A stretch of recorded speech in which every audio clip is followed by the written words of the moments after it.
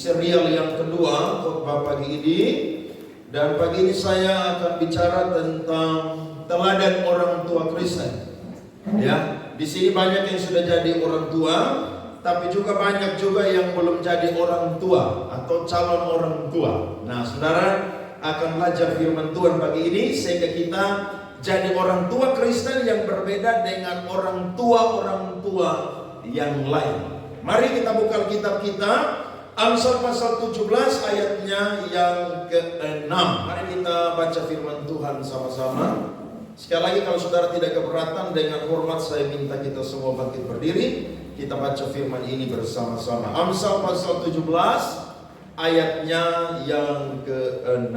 1, 2, 3. Mahkota orang-orang tua adalah anak cucu, dan kehormatan anak-anak ialah nenek moyang mereka. Silakan duduk, beri tepuk tangan kepada Tuhan kita yang keras, yang bagus. Amin. Amin.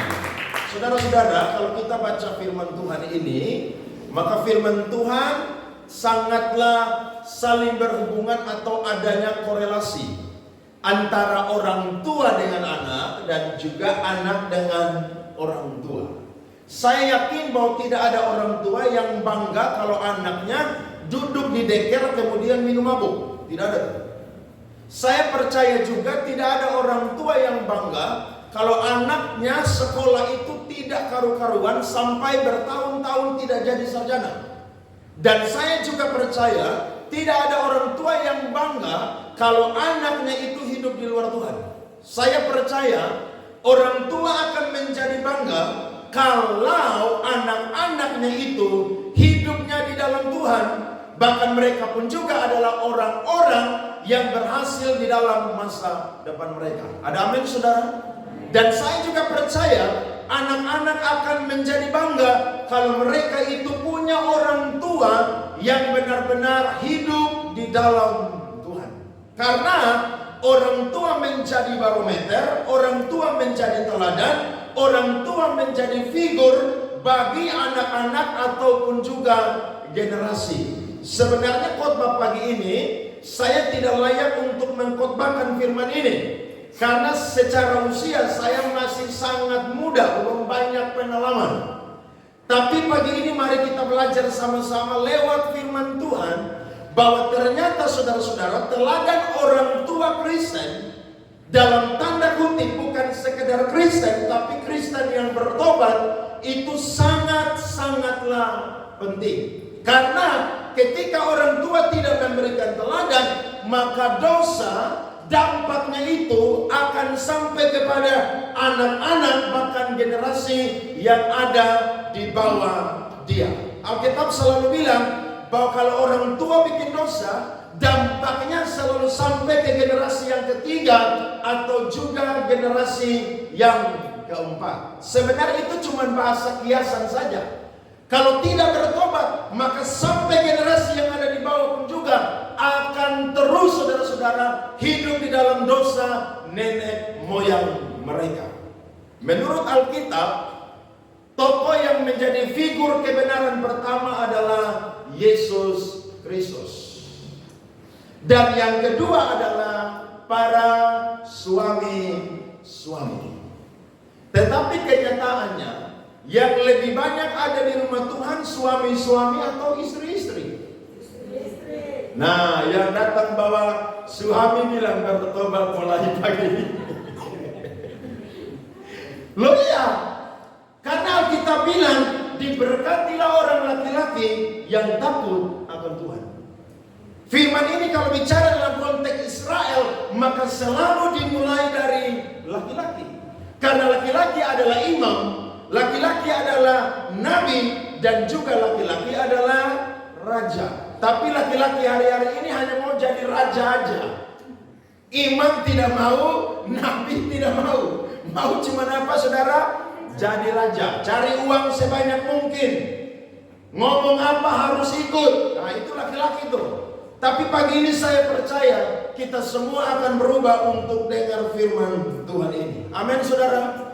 Karena lembaga pertama yang Allah dirikan di dunia ini saudara bukan gereja. Lembaga pertama yang Allah dirikan di dunia ini adalah keluarga. betapa pentingnya keluarga, sehingga keluarga ketika rusak, maka lingkungan pasti rusak. Ketika lingkungan rusak, saudara-saudara, kota pasti rusak. Ketika kota rusak, maka provinsi, saudara, bahkan negara dan bangsa akan rusak. Nah, saya akan kasih 3 pelajaran yang berharga untuk kita semua menjadi teladan, supaya sebagai orang tua Kristen, kita menjadi berkat bagi orang tua yang lain. Bahkan juga teladan kita bisa dilihat oleh anak-anak kita, dan itu menjadi teladan bagi mereka. Yang pertama adalah, saya dan saudara sebagai orang tua harus menunjukkan sikap takut akan Tuhan. Sikap takut akan Tuhan ini yang menjadi fondasi para orang tua Kristen. Ada berapa banyak orang tua yang hidupnya tidak takut akan Tuhan, sehingga dari generasinya terus-menerus berganti. Begitu banyak anak-anak yang hidupnya pun juga dalam dosa orang tua mereka. Alkitab mencatat ada seorang teladan yang luar biasa, namanya adalah Abraham. Abraham dikenal sebagai bapa orang percaya atau bapa orang beriman. Alkitab berkata yang pertama yang Abraham tunjukkan sebagai orang yang takut akan Tuhan adalah, kemanapun dia pergi, dia selalu bangun mezbah dengan Tuhan. Mari kita lihat firman Tuhan, Kejadian pasal 22 ayatnya yang ke-9.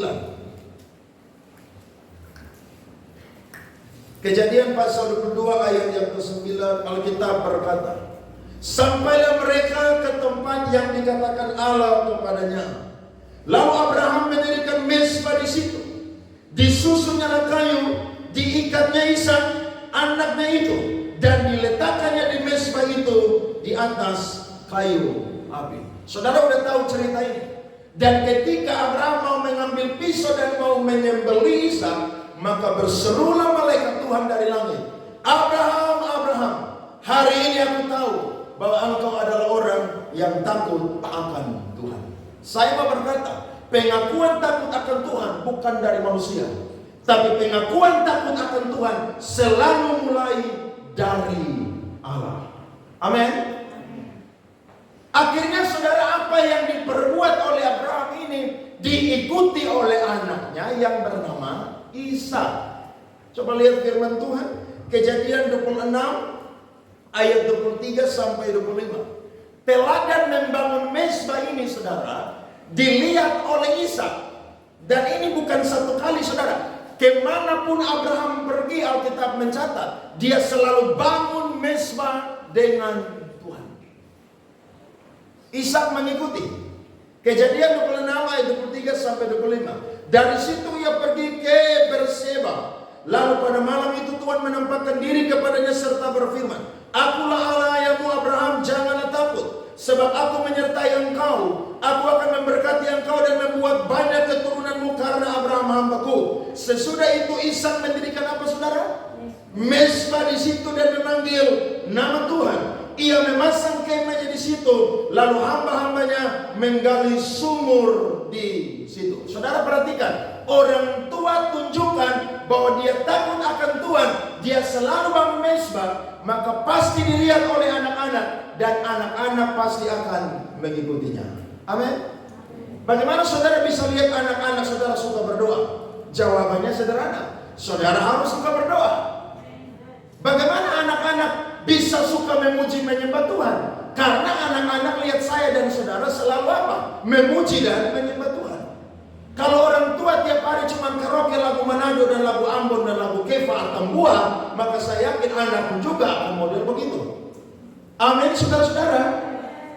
Ada teori filsafat orang-orang Yunani yang berkata bahwa anak ketika lahir, mereka itu seperti kertas putih yang itu diisi oleh orang tua mereka. Tapi saya mau berkata, Alkitab bilang ketika manusia lahir, manusia sudah membawa yang namanya baby dosa atau dosa asal. Sehingga setiap anak yang lahir, walaupun dia belum mengenal dosa, tapi dia sudah terkemiri dengan dosa. Sehingga kalau orang tua tidak pernah tunjukkan bagaimana dia selalu bangun mesbah dengan Tuhan, maka anak-anak pun juga jangan harap mereka itu akan suka bangun mesbah dengan Tuhan. Saudara paksa dia bilang berdoa, dia tidak akan mau. Kenapa? Loh, orang tua aja tidak pernah mau berdoa. Saudara paksa dia untuk baca Alkitab, dia tidak akan mau. Kenapa? Ya karena dia lihat kita orang tua pegang Alkitab cuman hari Minggu. Nanti dia juga bawa Alkitab di hari Minggu. Nanti dia baca ketika pendeta suruh buka ayat. Habis itu saudara, dia udah main HP di gereja. Kenapa? Karena dia lihat orang tuanya tidak pernah bergaul dengan firman di rumah, hanya pegang Alkitab, datang di gereja. Amin. Pagi ini saya dan saudara harus belajar menunjukkan sikap takut akan Tuhan. Bangun mesbah dengan Tuhan setiap hari. Amin. Pagi-pagi bangun doa fajar dengan Tuhan. Saudara terlambat bangun pun juga jangan lupa saat teduh dengan Tuhan. Saudara malam hari sebelum tidur saudara menyembah Tuhan. Saya tanya semuanya, mari bangun doa. Dia bilang tidak mau. Saya bilang calon pendeta apa model begini? Tapi saya bilang mau main HP harus baca ayat dulu. Jadi tiap hari saudara sebelum dia tidur pasti sudah baca ayat.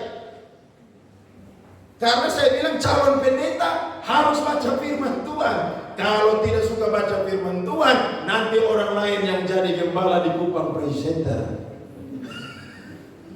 Sekarang fenomena yang terjadi adalah banyak pendeta itu mengundurkan diri sebagai gembala untuk digantikan orang lain. Bukan karena mereka tidak mau jadi gembala lagi, tapi mereka rata-rata sudah usia 60 atau 65 tahun. Mereka itu ingin yang namanya lihat generasi yang baru untuk pimpin gereja. Dan yang luar biasa adalah kebanyakan sekarang yang kasih delegasi atau tongkat kepemimpinan bukan anak mereka. Nah, kebanyakan di gereja Pentakosta karismatik itu sistemnya dinasti. Dinasti bagus saudara-saudara, karena seperti Daud turun ke Salomo, Salomo ke Rehabeam dan lain sebagainya. Tapi kalau anak tidak takut akan Tuhan sejak kecil sampai dia besar dan tiba-tiba jadi pendeta jadi-jadian, itu gereja akan rusak saudara. Ada banyak orang jadi pendeta, bukan pendeta keluaran, tapi pendeta apa? Kejadian. Tiba-tiba udah jadi pendeta. Tidak tahu dari ujung lubang mana, orang tua mati, langsung sinode, lantik langsung jadi gembala. Loh, saya yakin model begini gereja tidak akan terawat. Justru gereja akan hancur. Itu sebabnya mari kita persiapkan generasi kita. Yang pertama adalah orang tua selalu menunjukkan sikap takut akan Tuhan, yakni yang pertama bangun mesbah dengan Tuhan. Yang kedua adalah taat mendengar dan mengikuti firman Tuhan. Saudara-saudara, sebelum Daud mati, dia pesan kepada anaknya yang bernama Salomo. Dia berkata bahwa aku akan menempuh jalan segala yang fana. Ingatlah engkau, bersikaplah seperti laki-laki dan ikutilah semua perintah Tuhan, hukum Tuhan, aturan Tuhan, maka engkau akan menjadi raja yang diberkati, bahkan keturunanmu tidak akan pernah beranjak dari tata Israel. Saudara lihat, Daud begitu mendengar suara Tuhan. Jadi ketika dia mau mati, dia pesan kepada anaknya Salomo bahwa kalau engkau mau berhasil, maka engkau harus mendengar firman Tuhan dan mengikuti firman Tuhan.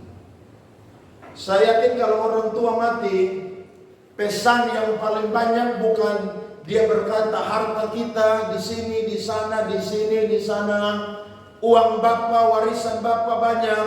Tapi saya yakin kalau orang tua Kristen dia akan pesan begini.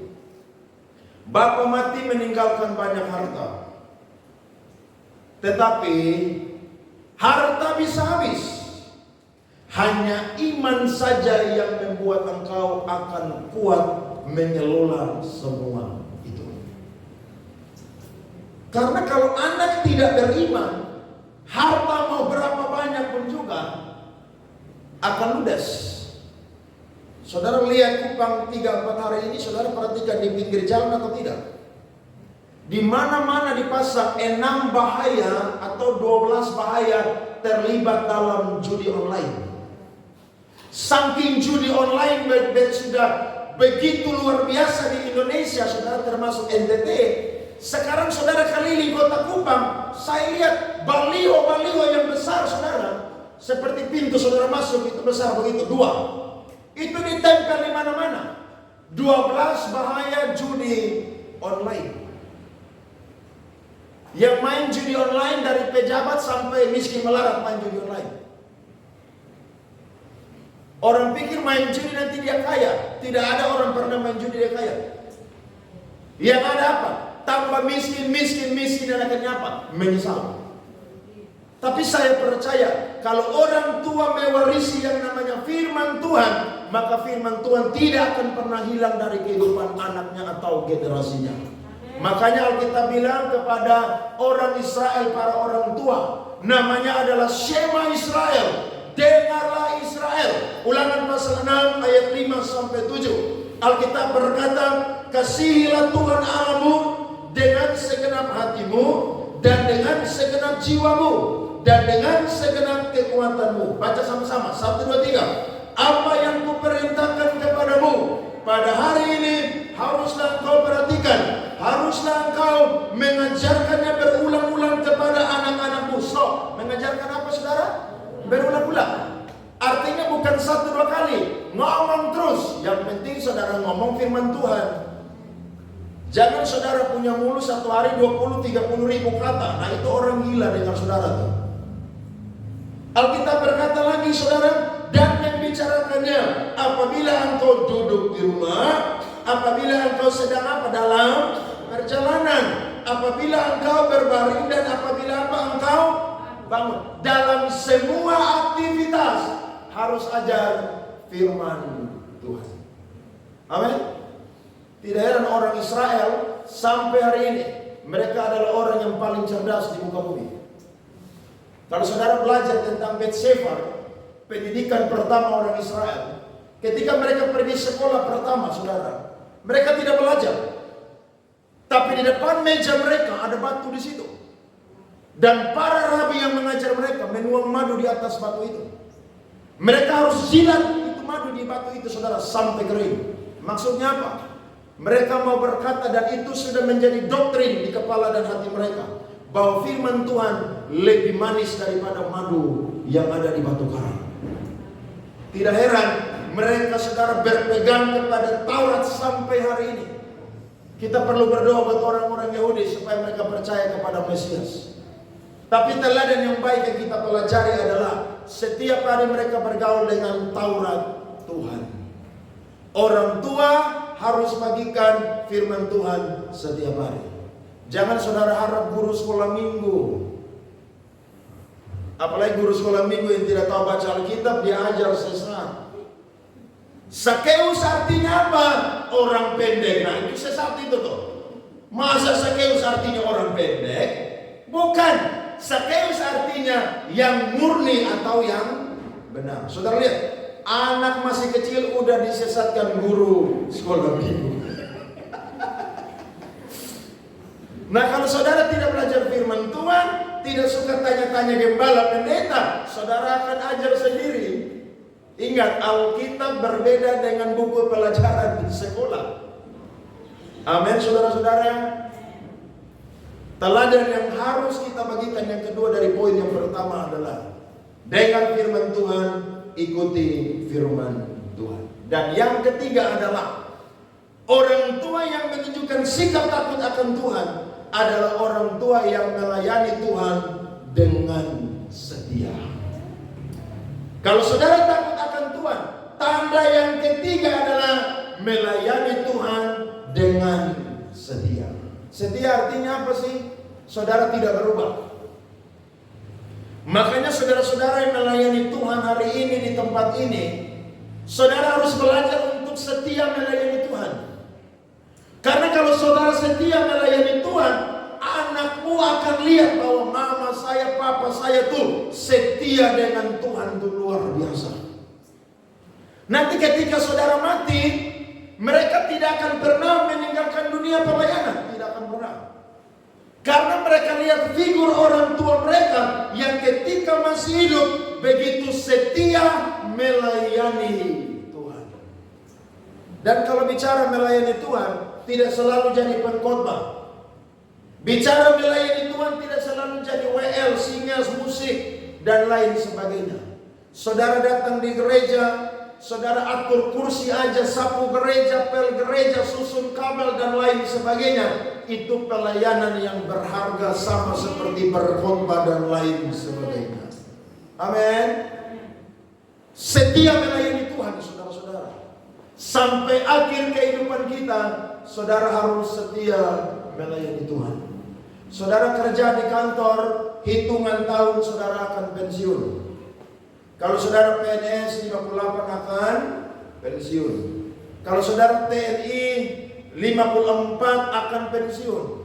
Kalau perwira 60 atau 58 baru pensiun. Kalau saudara jadi dosen di kampus 60 atau 65 tahun baru pensiun. Tapi melayani Tuhan tidak kenal pensiun. Amin. Sampai saudara tutup mata, disitulah saudara punya jangka waktu melayani Tuhan itu berhenti. Sampai tutup mata, kita harus kedapatan oleh Tuhan setia melayani Tuhan. Ada amin saudara? Daud ketika mau mati saudara, sekali lagi dia pesan kepada anaknya Salomo, kalau engkau mau tata kerajaan kokoh, singkirkanlah orang-orang yang tidak sevisi dengan aku dan dengan engkau. Dan Alkitab berkata, ketika Tuhan menampakkan diri kepada Salomo di Bukit Gibeon, Tuhan tanya, kamu mau minta apa? Ternyata Salomo tidak minta umur panjang, minta harta, kemuliaan, dan lain sebagainya. Tapi Salomo minta hikmat dari Tuhan. Karena dengan hikmatlah dia bisa memimpin bangsa Israel. Sekalipun sampai akhir hidupnya dia tidak setia seperti Daud. Tapi saya mau berkata, ini menjadi contoh yang baik bagi saya dan saudara. Mulailah dengan roh, akhirilah dengan roh. Saudara mau setia melayani Tuhan? Hari ini ada banyak pendeta rubah profesi. Udah jadi gembala baik-baik, rubah profesi jadi caleg. Kasihan dulu. Di mata dunia, caleg lebih banyak uang. Tapi di mata Tuhan, hamba Tuhan nomor satu. Karena hanya hamba Tuhan saja yang bisa tegur gubernur, wali kota, bupati. Hanya hamba Tuhan, nabi saja yang bisa tegur pejabat. Nah ini udah jadi hamba Tuhan, mau turun jabatan jadi anggota politik. Sudahlah, biar jemaat aja yang jadi anggota dewan, wali kota, gubernur, bupati. Masa gembala mau jadi begituan, saudara-saudara? Yang bisa tegur Ahab itu siapa? Nabi Elia. Yang bisa tegur Saul itu siapa? Samuel.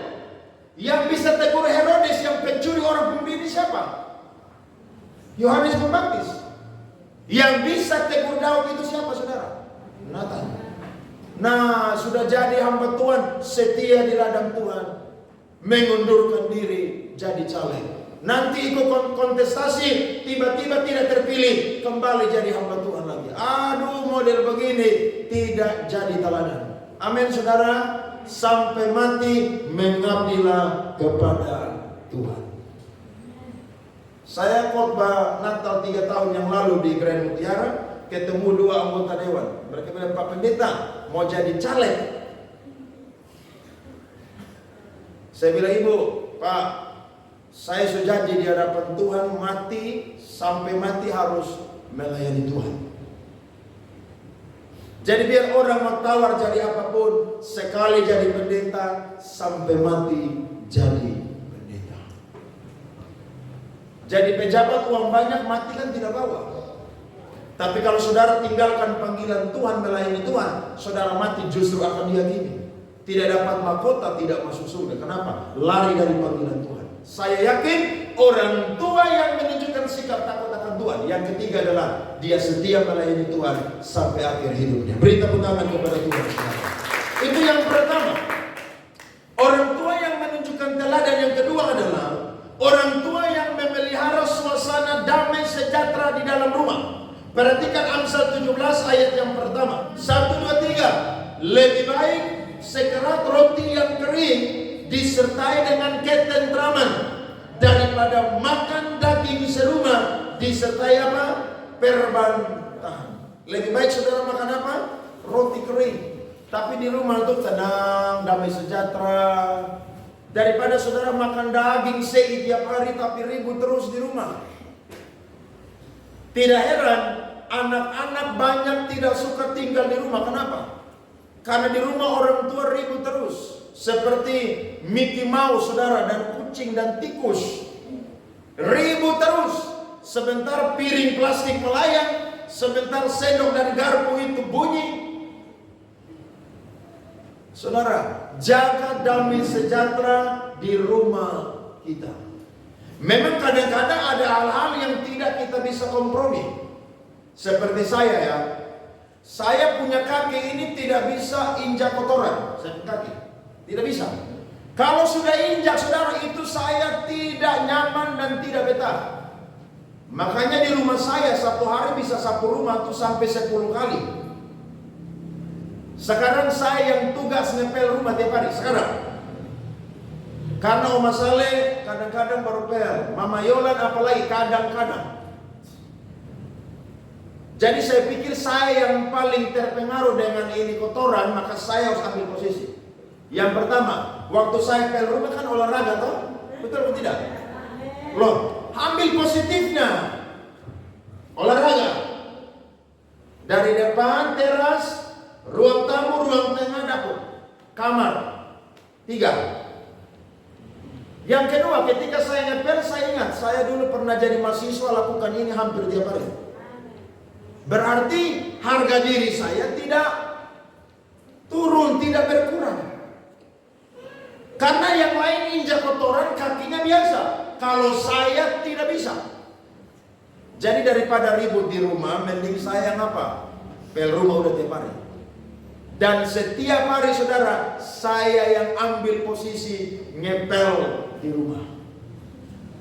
Maksudnya apa sih? Supaya Oma Saleh jangan cerewet ngomong terus. Supaya Mama Yolan mau tidur juga nyaman begitu. Daripada ribut toh? Loh iya dong. Masalah yang besar kasih kecil. Masalah yang kecil kasih hilang. Jangan saudara di rumah ribut terus. Aduh, bahaya saudara. Nah, saya coba catat saudara, bagaimana saudara memelihara damai sejahtera di dalam rumah. Yang pertama adalah para kaum wanita, istri-istri, ibu-ibu, jangan cerewet berlebihan. Nah, itu udah ada yang bilang amin tuh di belakang. Amsal 21 ayat 9 dan ayat 19. Mari kita baca firman Tuhan ini. Bayangkan dalam satu pasal diulang 2 kali. Berarti saudara, ini cerewet yang sudah overlap. Seperti orang balap motor overlap. Mari kita baca Amsal 21 ayat 9 dan 19. 1, 2, 3. Lebih baik tinggal pada sudut suatu rumah daripada diam serumah dengan perempuan yang suka. Yang pertama, perempuan yang suka apa? Para pria-pria. Saudara nyaman dengan perempuan yang suka bertengkar? Wih, saya juga tidak nyaman, biasanya berdoa tiap hari. Aduh, lebih baik saya tinggal di luar rumah aja deh. Loh iya saudara. Sedikit-sedikit bertengkar. Tidak boleh saudara-saudara. Kenapa? Karena kalau kita bertengkar, nanti tetangga bilang, lihat mereka tuh ibadah tiap hari, tiap minggu, rajin pelayanan. Tapi di rumah ribut terus. Justru orang yang tidak pernah gereja, di rumah mereka tenang-tenang aja tuh. Kita yang ibadah non-stop, saudara, angkat puji pujian penyembahan doa sampai orang di RT sebelah dengar saudara. Tapi ribut juga saudara, tidak tahu berhenti. Ayat 19 ketiga, lebih baik tinggal di padang gurun daripada tinggal dengan perempuan yang suka bertengkaran apa? Udah bertengkar apalagi saudara? Bagaimana? Tinggal di mana saudara? Padang gurun. Ini lebih parah lagi saudara.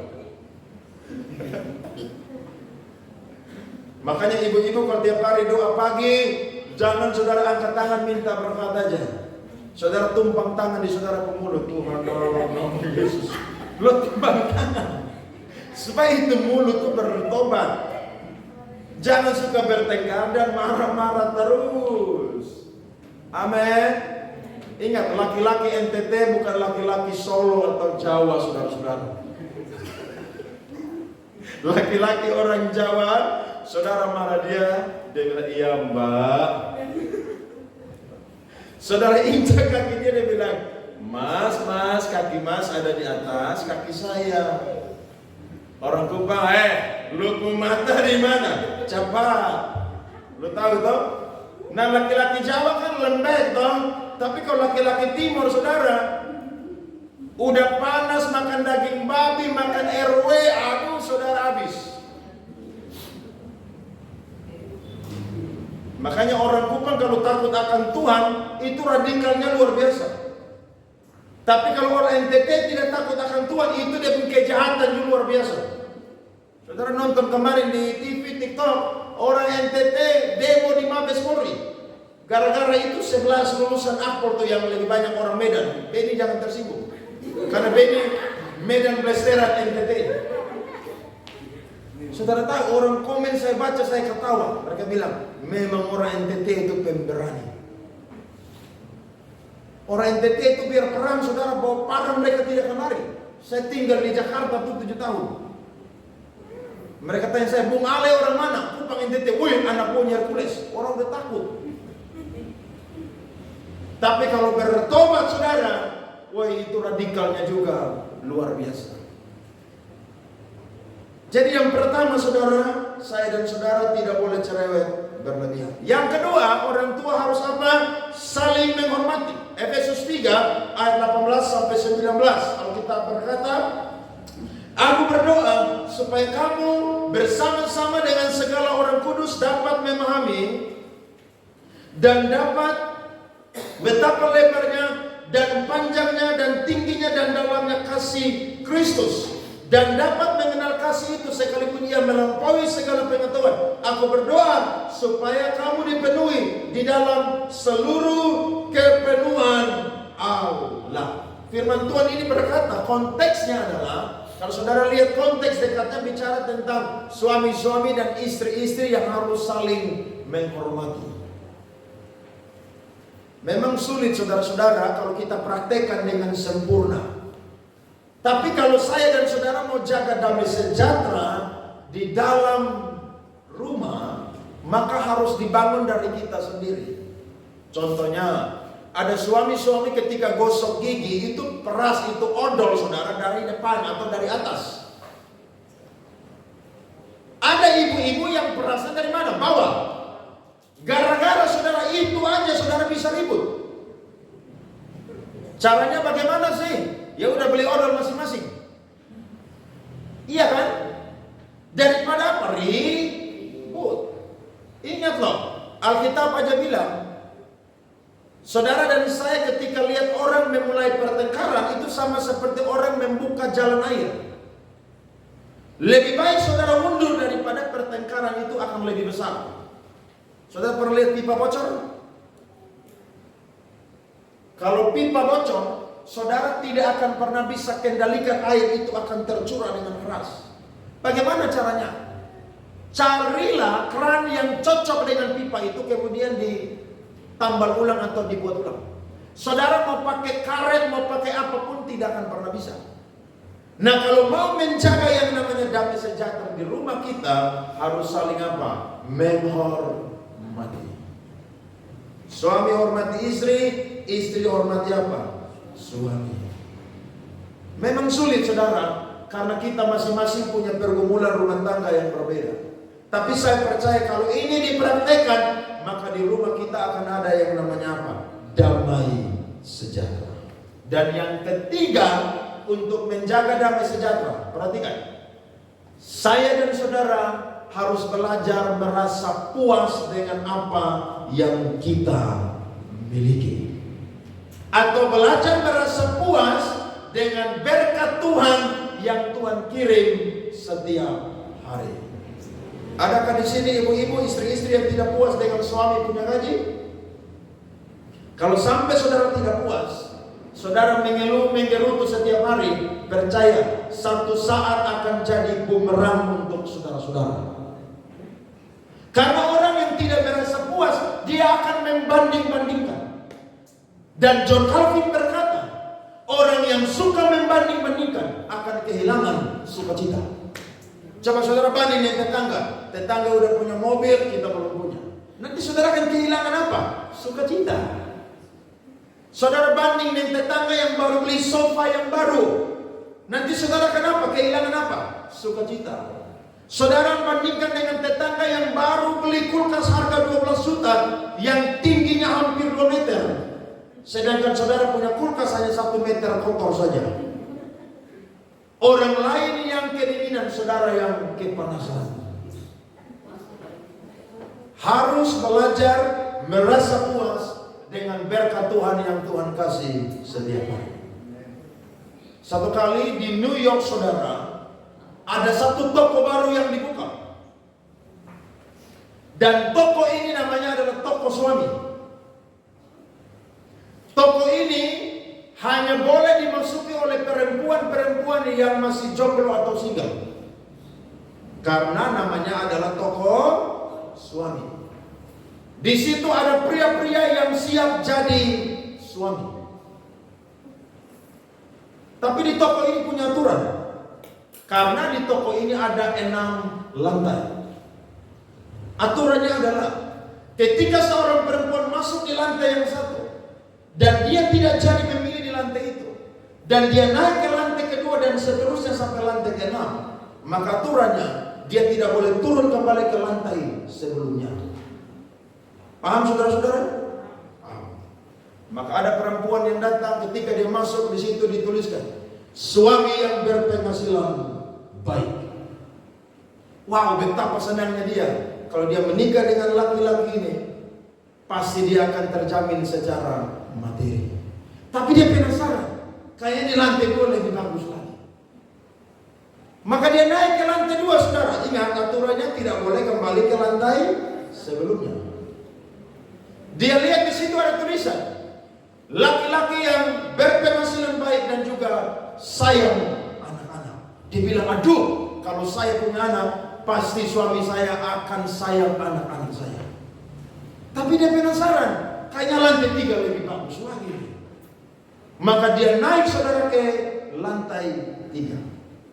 Ketika dia sampai di lantai 3, di situ ada tulisan laki-laki yang berpenghasilan baik, yang sayang anak-anak dan juga ganteng. Dia timbang-timbang, apakah saya berhenti di lantai 3? Dia tidak puas, saudara-saudara. Dia berpikir, saya naik lagi ke lantai yang ke-4. Maka akhirnya dia naiklah ke lantai yang ke-4. Sampai di situ ada tulisan laki-laki berpenghasilan baik, laki-laki yang sayang anak-anak, laki-laki yang ganteng atau tampan, dan yang keempat adalah laki-laki yang bisa membantu istri bekerja di rumah. Wow, dia bilang, ini mantap banget nih. Mantap banget. Tapi dia penasaran, masih ada 2 lantai. Dia berpikir kayaknya lantai 5 lebih mantap lagi nih. Maka dia naiklah ke lantai 5, saudara-saudara. Ketika sampai di lantai 5 betul, ada tulisan di situ. Laki-laki berpenghasilan baik, laki-laki yang sayang anak-anak, laki-laki yang ganteng, laki-laki yang bisa membantu istri bekerja di rumah. Dan yang kelima adalah laki-laki yang romantis. Kira-kira saudara mau stop di situ? Kalau sampai saudara di stop, berarti memang saudara puas. Tapi kalau saudara tidak puas, maka saudara seperti seperti perempuan ini. Dia berkata, masih ada satu lantai lagi dan saya percaya ini yang paling sempurna. Ketika dia naik sampai di lantai 6, maka di situ tidak ada tulisan apa-apa. Di situ cuma ada tulisan yang keluar, saudara, yang bunyinya, kamu adalah perempuan yang ke-31.456.012.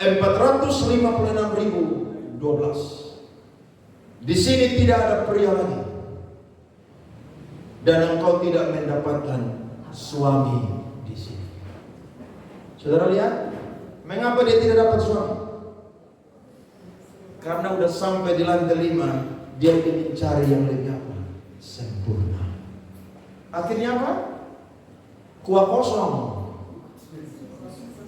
Tidak dapat apa-apa. Begitu juga dengan kita, amin saudara. Harus belajar apa? Merasa apa? Puas. Tidak heran Yesus bilang kepada prajurit-prajurit, kalau kalian sudah bertobat, puaslah dengan gaji kalian. Banyak orang tidak puas dengan gaji. Istri-istri hanya mau bagaya aja, suruh suami apa? Korupsi. Saudara pikir korupsi itu enak? Korupsi itu tidak enak. Ketika ketahuan, ditangkap, dipenjara, ganti rugi, nama baik rusak. Mending saudara cukupkan diri dengan apa yang ada padamu. Karena Allah berjanji sekali-kali tidak akan meninggalkan dan membiarkan saya dan saudara. Beri tepuk tangan kepada Tuhan. Amin. Haleluya. Amin. Kalau sampai toko itu ada di NTT, saya yakin banyak perempuan yang coba-coba masuk di situ. Belajarlah puas dengan berkat yang Tuhan berikan sampai pada pagi hari ini. Dan yang ketiga, menunjukkan sikap bekerja keras, tidak malas. Nah, ini juga orang tua yang teladan. Yang ketiga adalah orang tua yang rajin bekerja. Sebab ketika Tuhan menempatkan Adam dan Hawa di Taman Eden, mandatnya salah satunya adalah apa? Mengusahakan Taman Eden ini. Artinya apa? Adam tidak boleh bersantai-santai, tidak boleh. Laki-laki itu punya harga diri ketika dia apa? Bekerja. Jadi biar dia ganteng tampan tapi pengangguran alias pemalas tidak mau kerja, jangan coba-coba ada perempuan di KPC yang mau dengan laki-laki model begitu. Lebih baik saudara doa menangis hari ini minta jodoh yang bekerja keras daripada nanti saudara nikah saudara yang menangis karena kerja keras tiap hari. Loh iya dong, betul atau tidak? Lebih baik saudara tiap hari, Tuhan Yesus kirim kasih saya jodoh yang takut Tuhan dan rajin bekerja. Saudara nangis di kamar saudara, air mata saudara Tuhan tampung di kirban. Tapi kok saudara hanya lihat modal ganteng aja tapi tidak tahu kerja, saya yakin biar dia ganteng seperti Yusuf dalam Alkitab, saudara akan muak dengan dia punya kegantengan. Emangnya saudara nikah, saudara makan dia punya telinga? Kan tidak dong. Emangnya saudara nikah, saudara makan dia punya mata yang bagus? Emangnya saudara nikah, saudara makan dia punya hidung yang mancung? Tidak dong. Nikah makan apa? Nasi. Nikah makan apa? Babi. Nikah makan apa? Ikan kuah asam. Nikah makan apa? Tahu tempe. Nah sampai kalau istri-istri yang cari uang, itulah deritamu. Siapa suruh mau dengan pria begitu? Mandat laki-laki harus apa saudara? Bekerja. Karena bekerja itu adalah karunia dari Allah. Sebab dengan bekerja yang pertama kita akan diberkati. Amsal pasal 14 ayat 23 berkata, dalam tiap jeripaya ada keuntungan, tetapi kata-kata belaka mendatangkan kekurangan saja. Saya yakin orang kalau bekerja keras dia pasti dapat berkat. Dan berkat dalam konteks ini saya percaya uang. Siapa yang tidak butuh uang? Ibu-ibu butuh uang? Butuh. Siapa bilang ibu-ibu tidak butuh uang? Saudara baca Alkitab, 60% dalam kitab Injil Yesus berbicara tentang money, dan money. Mengapa? Karena money atau uang itu saudara sangatlah penting. Jadi pendeta tidak boleh anti berkhotbah tentang uang, harus berkhotbah. Salah satunya adalah berbicara supaya para pria-pria harus rajin bekerja. Karena ingat, sekalipun kita punya keluarga saudara, tapi ketika kita sudah menikah, kita sudah mandiri. Kita tidak boleh bergantung dengan saudara kandung kita, saudara. Tidak boleh. Harus rajin bekerja. Dan Paulus bilang begini, kalau sampai ada orang yang tidak mau kerja, jangan kasih dia makan.